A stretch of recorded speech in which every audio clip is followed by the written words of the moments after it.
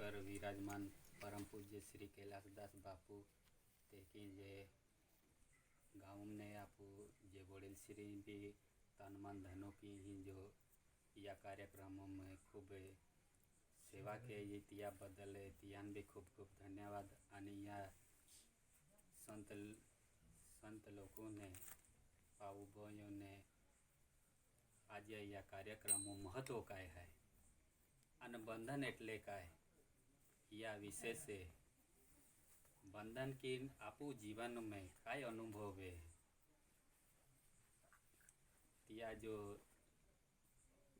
रहस्य है तो हमें परम पूज्य कैलासदास बापू अपने हम जावी जीवनों में जरूरी या मानव जीवन उद्देश्य काय है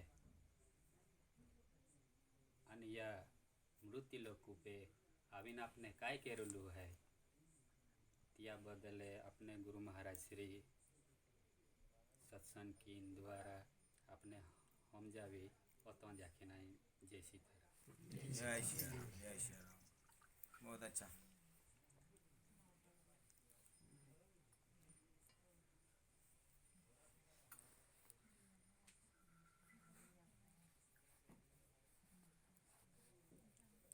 सर्वप्रथम मेरे गुरुदेव परम संत श्री सतगुरु श्री श्री 108 ब्रह्मलीन परम पूज्य श्री सतगुरु नामदेवदास जी बापू उनके श्री चरण कमलों में कोटि कोटि प्रणाम। जिनकी कृपा से जिनकी दया से जिनकी रहमत से आप लोगों के बीच में इस व्यासपीठ पे बैठने का जो अधिकार मुझे प्राप्त हुआ है, जो ज्ञान का स्रोत इस घट के अंदर वो शब्द रूप में प्रकट होकर प्रवाह करते हैं, ऐसे महापुरुष को बारंबार दंडवत कोटि कोटि प्रणाम। इसलिए सर्वप्रथम मैंने उन्हीं की गुरु वंदना की है और ये ज़रूरी भी है।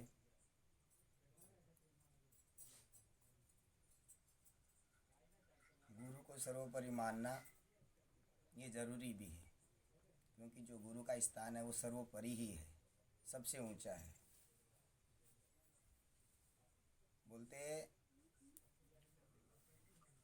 हरि रूठ जाए तो फिर भी जगह मिल जाए, मगर अगर एक बार गुरु रूठ जाए तो तीनों लोकों में कहीं पे भी ठोर नहीं है, ऐसा महापुरुष बताते हैं। और गुरु को सभी का रूप कहा गया है, ब्रह्मा विष्णु महेश माता पिता भाई बहन सर्वत्र, इन सभी को हम एक ही गुरु के अंदर देख सकते हैं, सबका रूप गुरु है।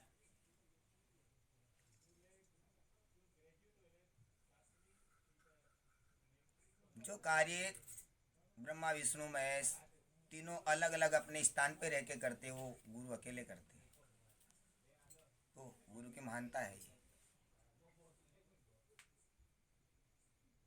इसीलिए मैंने भजन में गाया, गुरु नामदेव जी के चरण कमल में वंदन बारंबार, गुरु जी को वंदन बारंबार। सही में मेरे गुरुदेव पिता बहुत दयालु थे। उनके जीवन चरित्र के बारे में मैं आपको जितना भी कहूँगा तो बहुत ही कम होगा मेरे हिसाब से। मैं उनके करीब रहकर बहुत गहराई से उनको समझा हूँ और देखा हूँ। भले लोगों की दृष्टि में वो क्या है वो लोग जाने, मुझे नहीं पता, पर मेरे लिए तो वो सब कुछ थे और आज भी है और हमेशा रहेंगे। उन्होंने जो इस मनुष्य चोले के अंदर रहकर जो उन्होंने कमाया और जो समाज के अंदर उन्होंने जो सुधारणा करी, जो समाज को दिशा दी, भूले हुए जीवों को जो एक राह दिखाई, वो कोई साधारण से जीव का कार्य नहीं है।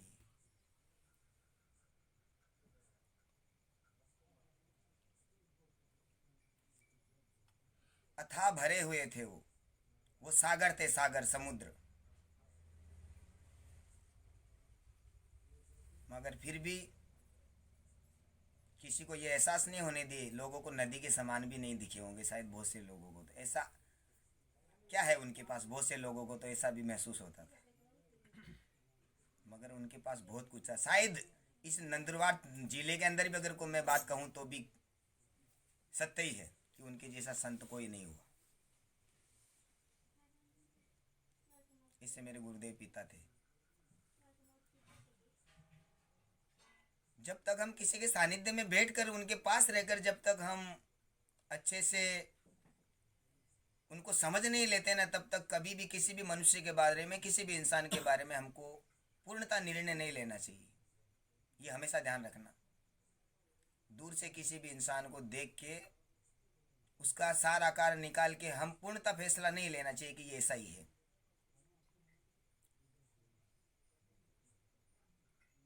बार बार किसी की संगत में रहोगे, बार बार उनके साथ में बैठोगे उठोगे, तब उनके गुणों की परख होती है।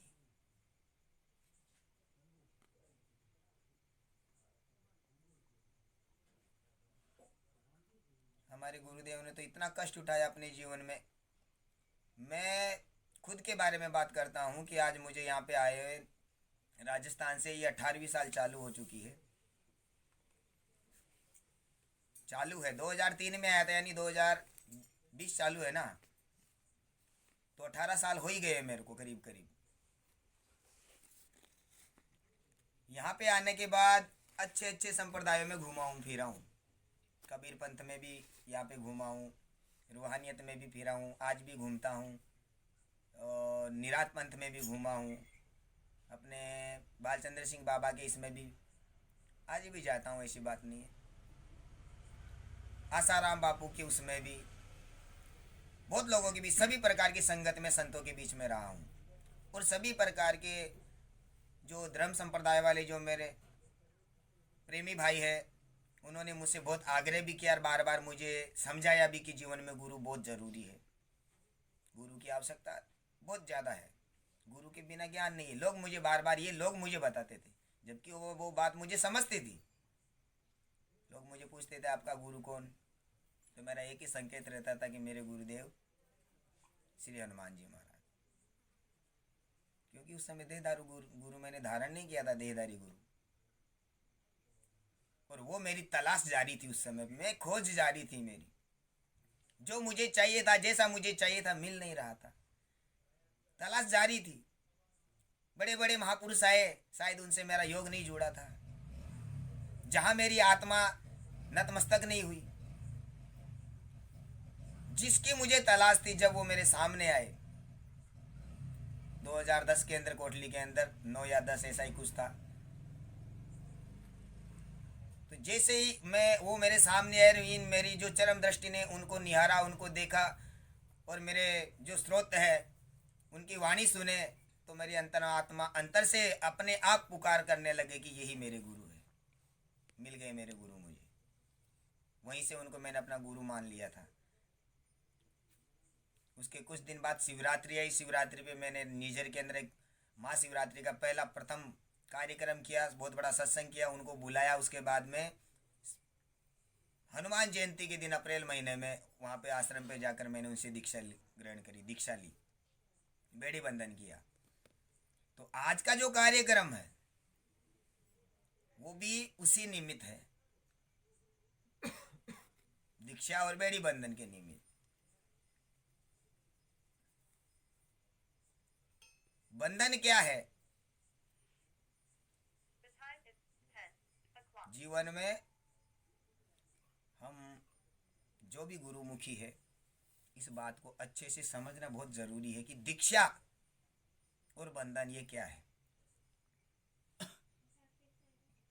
देखा जाए ना तो जो भी है,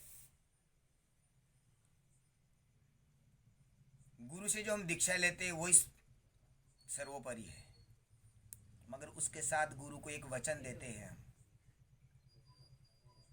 वो वचन ही जीव को बंधन बनता है। मगर ये जो आज का जो समाज है, आज का जो युग है, इसको जब तक कोई आधार नहीं मिलता ना, तब तक उसको सहारा नहीं मिलता। इसे तो उसके हिसाब से संत महापुरुषों ने हमारे भातीजी संप्रदाय के अंदर अलग अलग प्रत्येक संप्रदाय की एक पहचान है। जैसे कबीर पंथ के अंदर कंठी गले के अंदर माला डाली जाती है, वो और उसके अंदर कंठी डाली जाती है, कंठी डाल के उनके गले में डाला जाता है, वो कंठी होती है, वो उनके लिए वो बंधन है, वो कंठी डाल दी। निरात के अंदर भी कंठी डाली जाती है कच्चे धागे की। और भी कई जैसे जैसे जो संप्रदाय उनके अलग अलग रीति हैं, मगर कुछ ना कुछ धारण जरूर करवाते हैं। उसी प्रकार हमारे भातीजी संप्रदाय में भी कच्चे सूत का ये जो धागा है, इसकी बेड़ी तैयार करते हैं, बंधन बनाते उसका, और उसको बांधा जाता है। और गुरु शिष्य से वचन लेता है। क्या वचन लेता है कि आज से तन मन धन गुरु को अर्पण कर दिया। शिष्य बोलता है तन मन धन गुरु को अर्पण।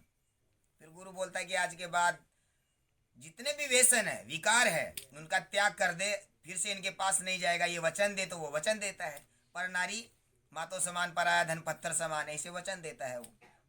पर पुरुष पिता समान, हर प्रकार से वचनबद्ध होता है गुरु के पास। वो वचन ही उसका जीवन का निर्माण करता है।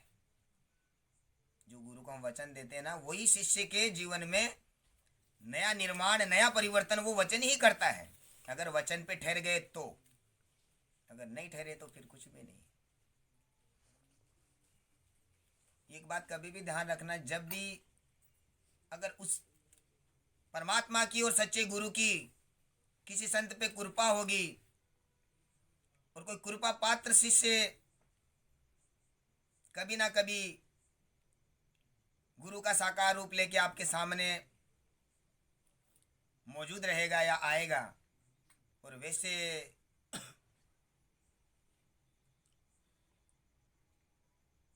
गुरु प्रेमी की शरण में जो हम कहीं पे भी अगर जाते हैं, जुड़ेंगे,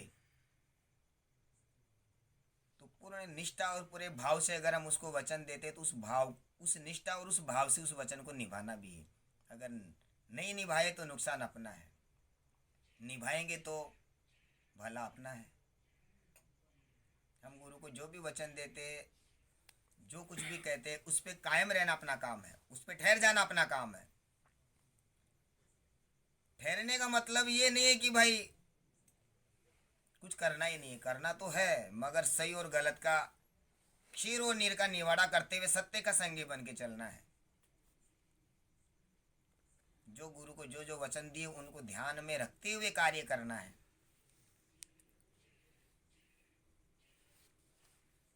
दीक्षा का मतलब होता है दी यानी देना।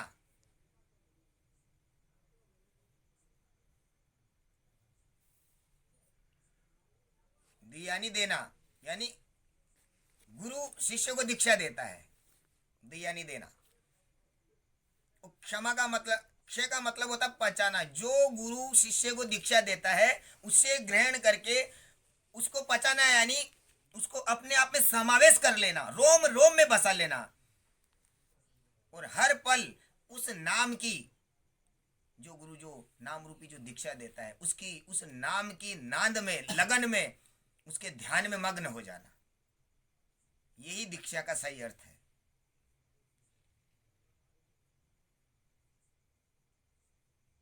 भिक्षा का मतलब होता है ना भाग भाग के पचाना। दीक्षा का मतलब होता है लेना और पचाना, यानी गुरु जी से देता है, गुरु से हम लेते हैं दीक्षा, और उसे पचाना शिष्य का काम होता है, यानी उसको अपने अंतर में रोम रोम में बसा लेना। और भिक्षा का मतलब होगी गली गली, इधर उधर, उधर गाँव गाँव दौड़ लगाता रहता है, भाग भाग के। ये दोनों शब्दों का भावार्थ अलग अलग होता है।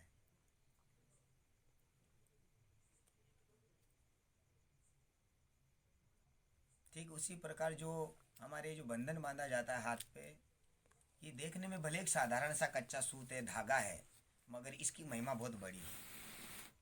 ये साधारण नहीं है, इसकी महिमा बहुत बड़ी है।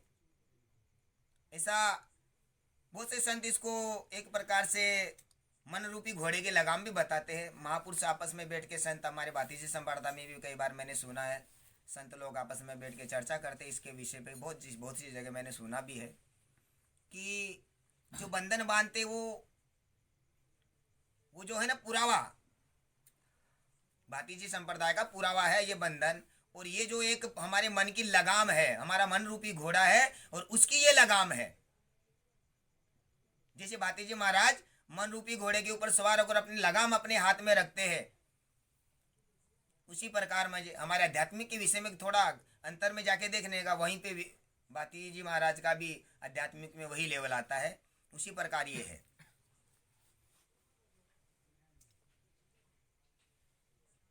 तो आप मन के आप संचालक हो गए, यानी उसके सवारी बन गए।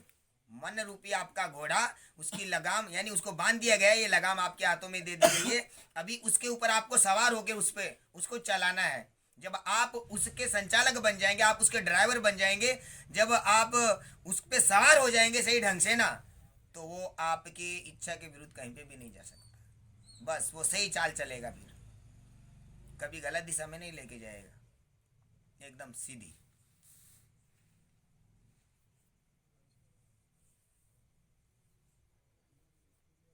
संसार के अंदर पता पाप और पुण्य क्या है? पाप वही है कि जीवन में आना, जन्मना, बड़े होना, कमाना, खाना और चले जाना। जीवन का सही मनुष्य जन्म लेने के बाद मनुष्य जन्म का सही लाभ नहीं उठाना, यही सबसे बड़ा पाप है जीवन में। इससे बड़ा पाप और क्या होगा?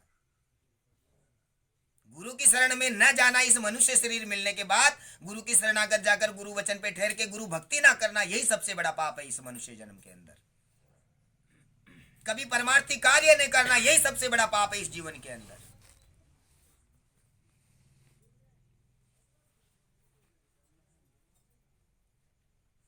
और सदा हमारे जीवन को गुरु को अर्पण कर देना, यह सबसे बड़ा पुण्य है। परमार्थी जीवन धारण कर लेना, यही सबसे बड़ा पुण्य है। गुरु के चरणों में अपने आप को न्योछावर कर देना, यही सबसे बड़ा पुण्य है।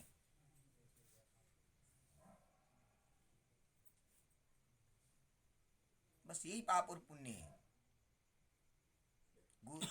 कभी भी परमात्मा से लंबी चौड़ी प्रार्थना नहीं होती है, 2 शब्दों में प्रार्थना होनी चाहिए। अगर हमें कुछ कहना हो ना अपने गुरु से या मालिक से, तो कि हे गुरुदेव मैं तेरा और आप मेरे, बस हो गया। मगर ये जब बोलते हैं ना, ये उस समय हमारा भाव कैसा होना चाहिए पता है?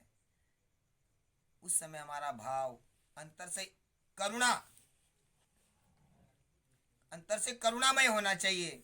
जब ये शब्द हृदय से बाहर निकले, हृदय से उठे कंठ कमल से बाहर निकले, उस समय पे हमारे हृदय के अंदर एक पीड़ा होनी चाहिए, एक दर्द होना चाहिए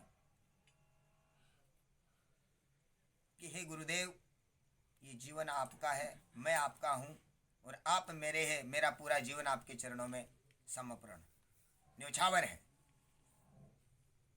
बस सदा आपकी कृपा बनी रहे, इतने में हो गई हमारी प्रार्थना। इसके अलावा कुछ भी कहने की आवश्यकता नहीं है हमें। मगर जब ऐसा कहे ना, तो यहाँ पे दर्द, और ये कहने के बाद हमारे कंठ में, हमारे मुंह के अंदर एक अमृत की जैसा रस टिपकने लग जाए, ऐसा स्वाद सा महसूस हो, ऐसा होना चाहिए। तब समझ जाने का कि आवाज़ यहाँ से निकली है और वो ज़रूर परमात्मा सदगुरु से कबूल करता है।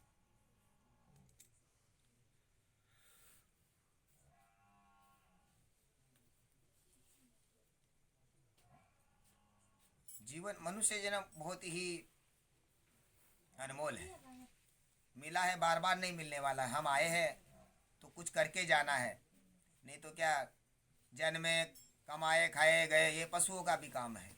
और ये सब कहाँ हमको ये मनुष्य जन्म को दिशा कौन देते हैं? गुरु देते हैं। गुरु के शरणों में जाते, गुरु हमें ये सब बातें बताते, गुरु जीवन का सही लक्ष्य समझाते, गुरु भक्ति का सार समझाते हैं, गुरु ही हमको एक नई दिशा देते हैं। गुरु करने के बाद हमारे ऐसा समझ लो एक नया जन्म, पुनर्जन्म होता है। क्यों होता है पुनर्जन्म? कि जब तक गुरु धारण नहीं करते, उसके पहले जब तक जो भी हमसे पाप हुए हैं, पाप कुकर्म हुए हैं, उसके पहले जो भी हुए हैं, जब हम गुरु की शरण में जाते हैं ना, तो गुरु के नाम में, गुरु के शब्द में इतना पावर होता है कि उसको दीक्षा देने के बाद, उस शिष्य को दीक्षा उसके कान में गुरु नाम बोलने के बाद में तुरंत वो जो भी उसके रहते हैं वो सब जय श्री राम हो जाते हैं। क्या? पाप कर्म, जितने भी दूषित कर्म होते हैं सब नष्ट हो जाते हैं गुरु का सिर पे हाथ रखते ही। सतगुरु मोर लगे सिर ऊपर, मिटे कर्म की रेखा, यमराज का दफ्तर फाड़ू कैसे मांगे लेखा, सतगुरु मोर लगी सिर ऊपर, मिटे कर्म की रेखा। ऐसे मुझे गुरु के हाथ में और गुरु की कृपा में इतना पावर और इतना प्रताप रहता है, इतनी दया रहती है।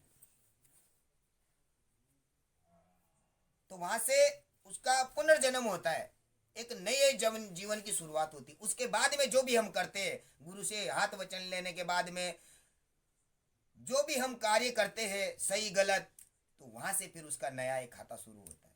फिर उसके बाद में जो भी कुकर्म अगर अच्छे बुरे कर्म करता है, वहां से एक नया भाई खाता शुरू हो गया उसका। उसके बाद में जो भी वो गलत करेगा वो शुरू हो गया, अच्छा करेगा शुरू हो गया। तो गुरु धारण करने के बाद फिर हमको कैसे रहना चाहिए, ये तो हमको खुद को समझ लेना चाहिए कि जीवन बार बार नहीं मिलने वाला। अगर गुरु की कृपा से हमारे कोटि जन्मों के पाप अगर गुरु के नाम मात्र से, अगर उनके हाथ मात्र से, सिर पे हाथ पड़ने मात्र से अगर मिट जाते होंगे, तो फिर से ऐसा कुकर्म करके क्यों हम उस नरक में जाए। ऐसा हमारे खुद को हमको समझ लेना चाहिए।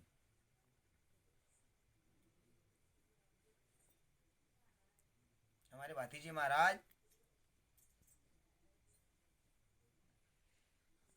साधारण पुरुष नहीं थे। अभी देखो, मत मनता बोलते हैं ना, मत मनांतर ऐसा कहा जाता है कि जितने भी ज्यादातर संत महापुरुष जो हुए हैं, और ये एक सबसे बड़ा रॉन्ग नंबर, सबसे बड़ा गलत पासवर्ड जिसे बोलते हैं, हर संप्रदाय के अंदर है, हर जगह। वो क्या है? जिसकी उसकी भक्ति को सर्वश्रेष्ठ साबित करना और दर्शाना, और दूसरे जो भी है उनको नीचा दिखाना। ये सबसे बड़ा रॉन्ग नंबर है मनुष्य के अंदर। और सबसे ज्यादा ये मिलेगा जो गुरुमुखी है, जो किसी न किसी धर्म पंथ संप्रदाय से जुड़े हुए हैं, उनके अंदर ही मिलेगा सबसे ज्यादा ही। यही नहीं होना चाहिए हमारे अंदर। कोई भी धर्म हो, कोई भी पंथ हो, कोई भी संप्रदाय हो, सबका सम्मान करो, सबको इज्जत हो, सबके अंदर उस परमात्मा के नूर को देखो, सबके अंदर अपने गुरु को देखो, सबके अंदर अपने इष्ट को देखो। वो भिन्न नहीं है। हमारे देखने का नजरिया गलत है। हमारे देखने के जो नैन चक्षु है ना, उनमें वो क्षमता नहीं है उनके अंदर जाकर अपने गुरु को और अपने इष्ट को देखने की। इसलिए हमको वहां पे जुदा दिखता है, कुछ अलग दिखता है। वो भाव हमारे अंदर नहीं रहना चाहिए। जब तक ये भेद इस अंतकरण में है ना, तब तक अंतकरण के अंदर, हृदय रूपी अंतकरण में भक्ति का अंकुर नहीं फूट सकता है। इसको मिटाना है, सबको अपना समझ के चलना, सबके अंदर अपने गुरु का नूर देखना है, और जहां जाए वहां अपने इष्ट का दीदार करना है। ये भाव हमारे अंदर होना चाहिए। ये सबके अंदर है। बहुत से संप्रदाय के लोग बोलते हैं, रे भाती जी ये क्या है, कोई ये भक्ति है, ये कोई गुरु है, ये तो साधारण सा क्या है, देव है। क्यों बोलते पता है? वो जिस समय वो शादी का विवाह का पोशाक है उनका, भाती जी महाराज का, दूल्हे बन के गए थे ना शादी करने के लिए, तो वो देव रूपी बोलते हैं ना, दूल्हा बनाते तो उसको देव का दर्जा, देवता का दर्जा दिया जाता ना, देव का दर्जा दिया जाता। बोला दूल्हा दुल्हन बनाते तो उसको एक देवी और देव ऐसा माना जाता है। ऐसे थोड़ी उनकी वो इतने रस्मी रीति रिवाज के साथ फेरे, 7 फेरे होते, इतनी विधि विधान के साथ उनकी शादी लगाई जाती। उसमें भी तो कुछ महिमा है ना। तो वो उस समय क्या वो उनका वो है पहनाव। जबकि भाती जी महाराज इस धरा के ऊपर, इस भूमि के ऊपर, इस पृथ्वी के ऊपर जो संत कार्य करते, जो गुरुजन कार्य करते, वही कार्य करके गए। और वो जो करके गए हैं ना इस मनुष्य देह में आके, वो शायद ही कोई लाखों में, करोड़ों में, अरबों में कोई एक आता। जैसे राजस्थान के अंदर भूमिया जी महाराज हुए, तेजा जी महाराज हुए, ऐसे बहुत से ऐसे जो परमार्थी जीवन जिए, जीव दया भक्ति जिन्होंने की, ऐसे बहुत से कम संत। हाँ, समाज को दिशा देने वाले, लोगों के अंदर प्रेरणा जगाने वाले, आगे आगे भक्ति के मार्ग दिखाने वाले बहुत महापुरुष हुए, बड़े बड़े संत हुए। मगर एक भाती जी महाराज गुजरात के अंदर ऐसे वीर पुरुष हुए जो अपने जीव दया भक्ति यानी परोपकारी भक्ति थी उनकी। क्या स्वार्थ था उनका? एक नाक को दूध पिलाना, कोई लेना देना नहीं। क्या स्वार्थ था? कुछ भी तो नहीं। उनको क्या मिलने वाला था उनसे? कुछ भी तो नहीं। मगर वो थी परोपकार भक्ति, जीव दया भक्ति, प्रत्येक जीव पे दया करना। और यही एक सच्चे गुरु के लक्षण होते हैं। गुरु क्या होता है? दयालु होता है, गुरु परमार्थी होता है। यही सच्चे गुरु के लक्षण होते हैं। उस शरीर में रहकर उन्होंने वो कार्य किया। हनुमान जी महाराज भी देव नहीं है, ये हमारी भूल मूर्खता है, समझ नहीं, हम वहां तक समझ नहीं पाते उनकी। वो भी गुरुपद के अधिकारी है। उन्होंने भी राम नाम की भक्ति का प्रचार किया। इसी प्रकार भाती जी महाराज जीव दया भक्ति करे, परमार्थी भक्ति करे, और ऐसी भक्ति करे कि उस जीव दया भक्ति के अंदर गौ रक्षा के लिए अपने प्राण तक न्यौछावर कर दिया, अपना शीश तक उन्होंने धड़ से अलग लड़ते लड़ते युद्ध के मैदान में ऐसा किया। तो उनको साधारण कैसे क्या मान लिया जाए? गुरु का कार्य क्या होता है? दुश्मनों को मारना। तो उन्होंने भी तो उस मैदान के अंदर जाकर भले भौतिक में, मगर कार्य तो वही किया है। यहाँ पे गुरु एक शरीर के अंदर हजारों शत्रुओं को मारता है एक जीव का उद्धार करने के लिए, मगर वहां हजारों शत्रुओं को मारे, उन्होंने उनका संहार किया, उनका नाश किया, अनेकों जीव बचाने के लिए। कई गायें थी, एक नहीं, वहां पे अनेकों गायें थी, अनेकों जीवों का उन्होंने रक्षा की। ऐसे भाती जी महाराज थे, तो साधारण नहीं थे ना वो। अब ऐसे वीर पुरुष थे, ऐसे वीर पुरुष के चरणों में अगर हम लगे हुए हैं तो हम कैसे होने चाहिए? हमारी भक्ति कैसी होनी चाहिए? और उस परमात्मा से हमारी अरदास कैसी